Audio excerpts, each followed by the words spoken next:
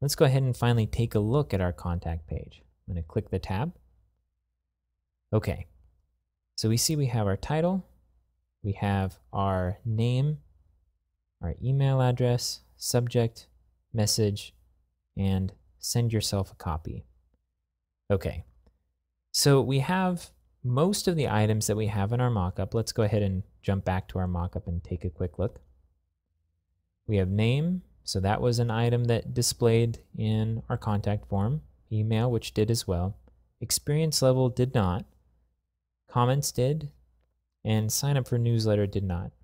So we have a couple items that we still need in this contact form. Let's go ahead and jump back. So on this page, I don't see any way to edit this particular form. So let's go ahead and go to the contact configuration page and see what options we have available to us. So again, we need to add a select box option to allow the user to select an experience level. And we also need to replace this box down here with something that says sign up for our newsletter. So let's go ahead and go to the modules page again and scroll to the contact form right here. And let's click configure. We've been here before.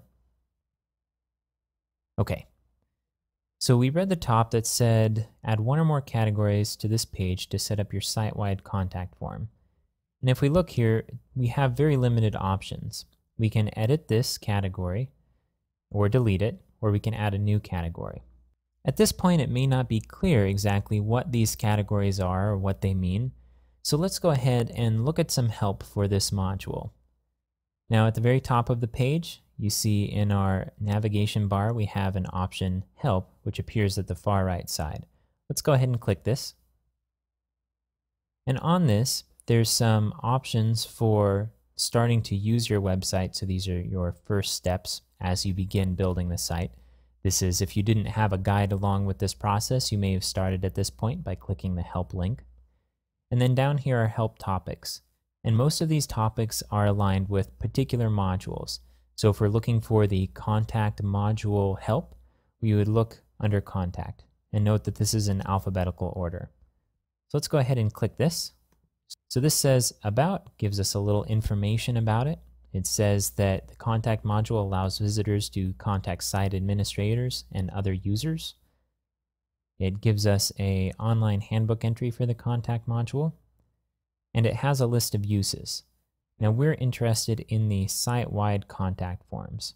And this description actually gives us a clue as to what those categories are. So it says, you can create categories for directing the contact form messages to a set of defined recipients. Common categories for a business site, for example, might include website feedback and product information. Okay, let's go ahead and go back to the contact configuration page and see what adding a new category does. I'm going to go back to modules, and then next to the contact module, I'm going to go ahead and click configure. And let's click add category. We'll just call this test category. And recipients, I'm going to go ahead and put admin at magnificent.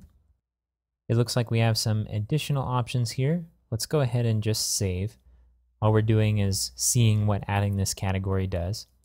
And then let's go back to our contact page. I'm going to go back to home. And then I'm going to click contact. Okay, we have a new input here called category right here. And we have website feedback. And then if we do the drop down, we also see test category. So what's happening here is that depending on what option is selected for this input, when the user fills out this form, it will send the results of this form to various locations.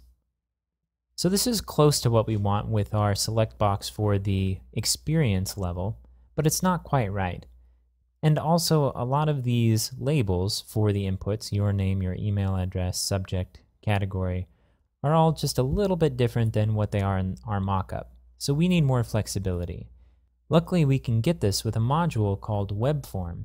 It doesn't come with Drupal by default, so we'll need to go ahead and download it and install it, and that's what we're going to do in our next steps.